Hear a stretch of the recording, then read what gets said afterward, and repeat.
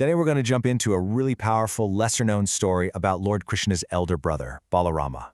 You've got intense love, you've got profound heartache, and an absolutely incredible display of divine power.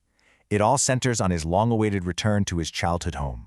Wow, what a line to start with, right? His sweet words were simply for cheating us. We are diving right into the emotional core of this story. This quote comes from the gopis, the milkmaids of Vrindavana, and it just captures this raw, real pain of separation. So let's unpack exactly what led them to feel so utterly betrayed. So let's set the scene. After spending years and years in the royal city of Dvaraka, Lord Balarama feels this overwhelming pull, this ache in his heart, to go back to Vrindavana. He's just so anxious to see his foster parents and all his childhood friends, and this sets the stage for a reunion that is, well, way more complicated than you might think. So when Balarama actually shows up, you can just imagine, the air is electric. The people of Vrindavana, who have been missing him and Krishna for so long, are just overjoyed. He's embracing his old friends, the cowherd boys, the gopis, and then he sees his parents, Nanda and Jashoda. It's this beautiful, tearful, deeply emotional reunion.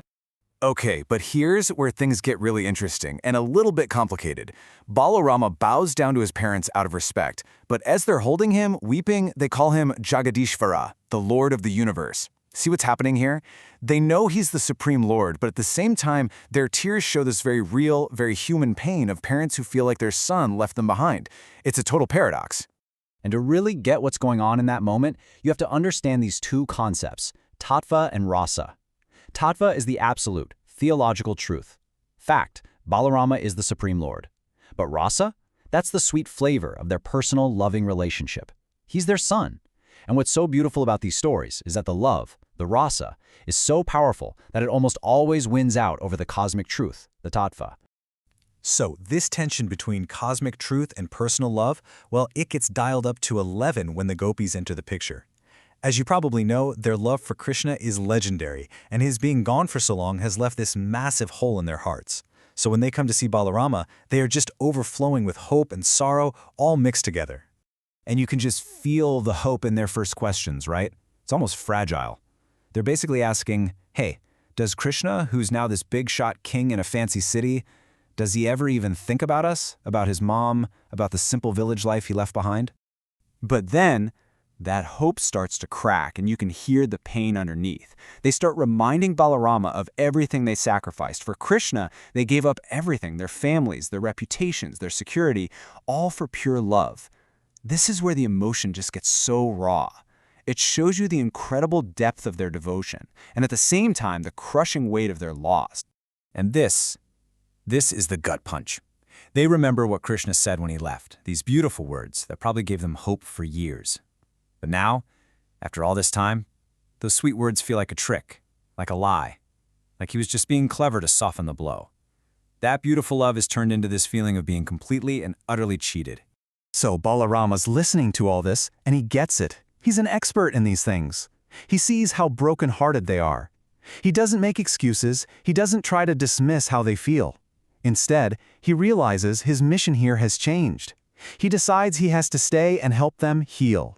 And he does something really smart. He becomes the perfect messenger. He doesn't just say, "Oh, Krishna loves you."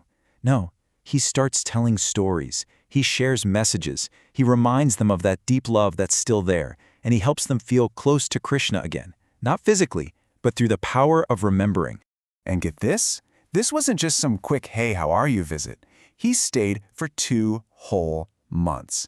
2, through the entire spring season. That shows you just how committed he was. He was basically making a promise to stay with them until their hearts started to mend. But Balarama's visit wasn't just about comforting people and healing old wounds.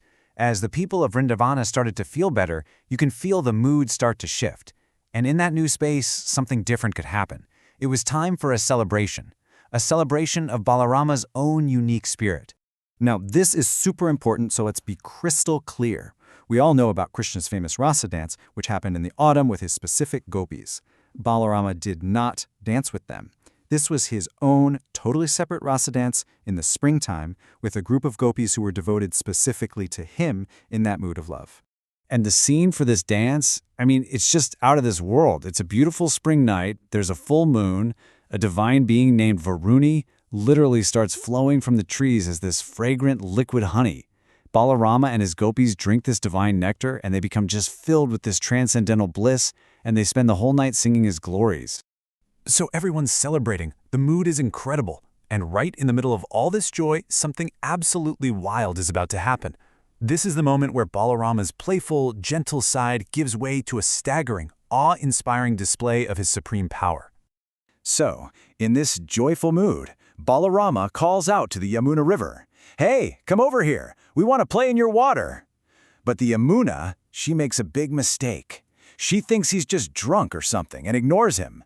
Well, Balarama is not happy. He raises his weapon, his giant plow, and threatens to tear her into 100 tiny streams. In an instant, the terrified river goddess appears in person, falls at his feet, and begs for forgiveness, finally getting who she's dealing with.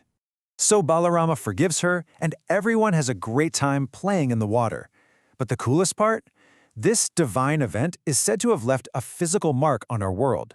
It's believed that even today, the many small branches of the Yamuna River are actually the scratches left behind by the tip of Lord Balarama's plow. So, when you boil it all down, what's the big takeaway? You see these two incredible sides of Balarama in this one visit. On the one hand, he's the compassionate brother, the messenger, healing the deep pain of Krishna's devotees. And on the other, he's the all-powerful Supreme Lord, enjoying his own divine pastimes and showing his absolute glory. And that really leaves us with something to think about, doesn't it? This whole story is full of emotions we can all relate to. Love, betrayal, forgiveness, mixed with this unbelievable divine power. So I'll leave you with this question. When divinity acts and feels so human, what does that teach us about the real nature of love, the true meaning of power, and the incredible depths of devotion?